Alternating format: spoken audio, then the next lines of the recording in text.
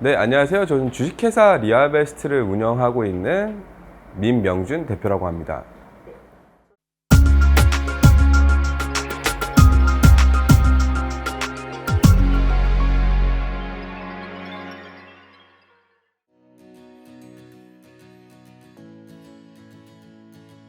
먼저 대체식품이라고 하면 기존에 이제 존재하던 식품을 좀 다시 이제 쉽게 말해서 대체를 할 수 있는 그런 식품을 대체식품이라고 하는데요. 우리가 이제 굉장히 오랫동안 많이 먹었던 식품들이에요. 예를 들어서 저희가 콩비지라든지 아니면 두부라든지 이런 제품도 원래는 이제 고기를 대체하기 위해서 좀 나왔던 제품들이기도 하고, 최근에 이제 ESG다, 뭐 최근에 또 많이 말씀 나온 얘기 중에 SDG라는 게 있죠. 그래서 이런 친환경적인 것들이 이슈가 되면서 소비자들이 이제 식품 쪽에서 많이 탄소가 발생을 하니까 이것을 줄이기 위한 일환으로 대체식품들을 많이 찾고, 또 이제 그런 수요에 맞춰서, 니즈에 맞춰서 이런 대체식품 개발자도 나오고 있는 것 같습니다. 그래서 대체식품 개발자는 기존에 존재하던 식품 카테고리 안에서 이것들을 새로이 이제 대체할 수 있는 식품들을 개발하고 기획을 하고 만들어 나가는 사람이라고 봐주시면 될 것 같습니다.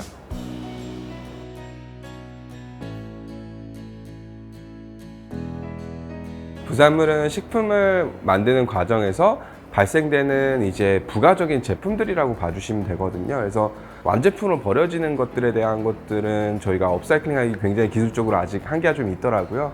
그러다 보니까 좀 규모 있게 소비자들이 쉽게 접해 볼 수 있는 그런 이제 대체 식품을 좀 고민을 많이 했었고요.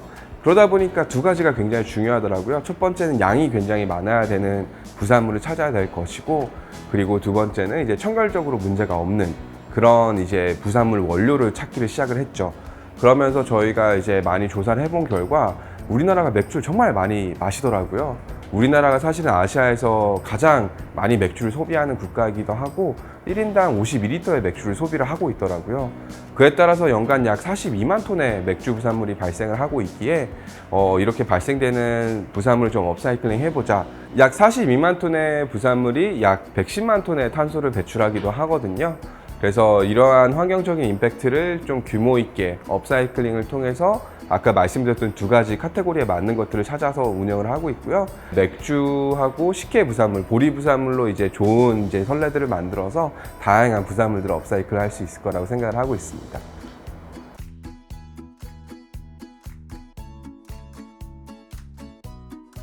먼저 보리를 푹 삶습니다. 그래서 요 삶은 보리를 꽉 짜면 이제 소위 말해서 보리즙, 맥즙이라는 게 나오거든요. 맥주 효모를 넣고 발효를 시키면 맥주가 되는데, 저희는 앞서 말씀드렸던 요 짜고 남은 보리를 수거해 옵니다. 크게 4가지 공정을 거칩니다. 처음에는 저희가 당연히 이제 들어와서 인스펙션을 진행을 하고요. 두 번째로는 이제 세척과 탈수를 합니다.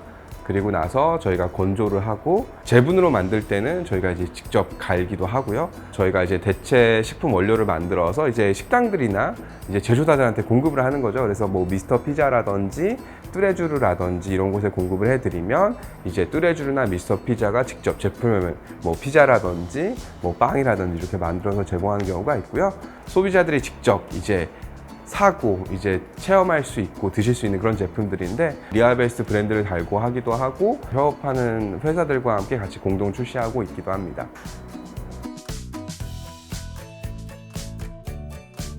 저희는 한 개 제품을 개발할 때 다양한 시나리오를 봅니다. 그래서 어떤 제품을 만들었을 때 탄소 과정 최소화될 수 있는지에 대한 고민을 굉장히 많이 하고 있고요. 제품을 만드는 의사결정을 할 때도 친환경으로 많이 고민을 하고 있습니다.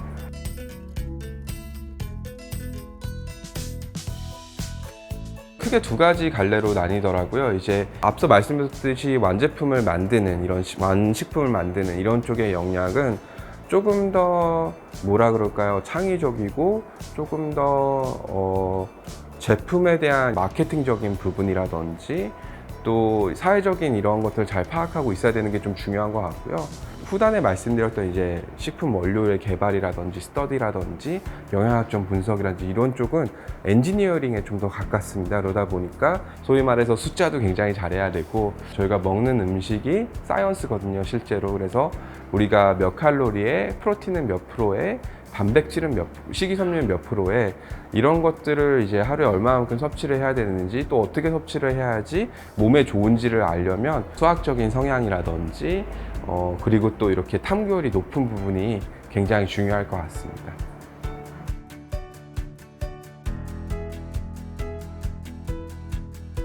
대체식품 개발자 같은 경우는 정말 많은 생각들을 해야 돼요. 왜냐하면은 이제 단순하게 제품을 개발하는 것뿐만 아니라 시장에서 이 제품이 어떻게 사용이 될 수 있고 어떤 호응을 얻을 수 있을지 다양한 이제 전략적인 사고방식을 하면서 창의성이 굉장히 중요한 것 같습니다. 그 어린 나이지만 이런 사회적인 이슈들이나 또는 내가 하고 싶은 것들에 대해서 논의를 한번 해보고 서로의 의견을 잘 존중을 하고 또 들어주는 부분도 굉장히 중요할 것 같고요. 또 부끄럼 없이 이렇게 자기의 의견을 잘 내세우고 자기 생각을 이렇게 말을 할 수 있는 것도 굉장히 중요한 성향이라고 생각을 하고요.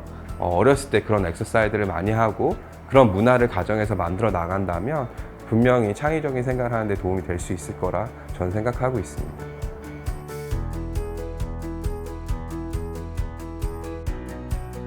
창업을 하면서 제가 결심을 했던 것 중 하나는 내가 만드는 이 스타트업 또는 창업 기업이 단순하게 이익만을 추구하는 회사가 되지는 말자. 그래서 리아베스트가 있고 없고 세상이 얼마나 많이 바뀌었는지가 내 성공의 척도다라고 생각을 하고 사업을 운영을 하고 있고요. 실제로 제가 사업을 2019년도 말에 창업을 했을 때만 해도 푸드 업사이클링 또는 업사이클링에 대해서 사람들이 전혀 몰랐어요. 제가 처음 이렇게 사업을 시작하고 지금 돌아보면 사람들이 푸드 업사이클링 알기 시작을 하더라고요. 그래서 이렇게 조금 만들어 나가는 변화들을 직접 겪고 느끼는 게 가장 큰 보람이고 가장 큰 보람이고 창업가로서의 많은 이제 자부심을 느끼는 부분이기도 한 것 같습니다. 그 창업이라는 거는 참 어렵기도 하고 재밌기도 하고 또 어떤 사람들이 보기에는 무모하다고 생각이 될 정도로 다양한 시각이 있는 것 같아요. 하지만 창업이라는 거는 그 창업자의 그런 믿음을 가지고 사업을 잘 수행해 나갈 수 있는 그런 것만 있다라고 한다면 사업이 대성을 하지 않더라도 어느 정도 성공을 이룰 수 있다라고 생각을 하고 있습니다. 목표 설정이 굉장히 중요한 것 같아요. 그래서 뭐 모든 것들이 다 동일하겠지만 창업가는 특히 굉장히 단단한 목표 설정이 필요하거든요. 왜냐하면 창업을 하게 되면 거의 1부터 10까지 다 알아야 되거든요. 그러다 보니까 굉장히 어려운 부분이 있어서 목적을 굉장히 단단하게 하는 게 좋은 것 같아요. 내가 왜 창업가가 되고 싶은지. 목표는 단단하게 하되 요 한 스텝 한 스텝 가는 부분에 있어서 조금의 이제 유동성은 좀 필요하다. 소위 말해서 플렉서블하게 다른 사람들의 조언을 듣는다거나 또는 다른 문헌을 뭐 이제 서적을 읽어본다거나 하는 부분에서 조금 더 아이디어를 얻고 목표를 다가감에 있어서 이런 차근차근한 스텝들을 좀 유연하게 가져갔으면 좋겠다라는 생각을 하고 있습니다. 긴 시간 잘 들어주셔서 감사합니다. 여러분들도 좋은 그런 대체식품 개발자가 되기를 희망을 하고 이를 기반으로 선한 영향력을 끼칠 수 있는 그런 사람이 되기를 부탁을 드립니다. 감사합니다.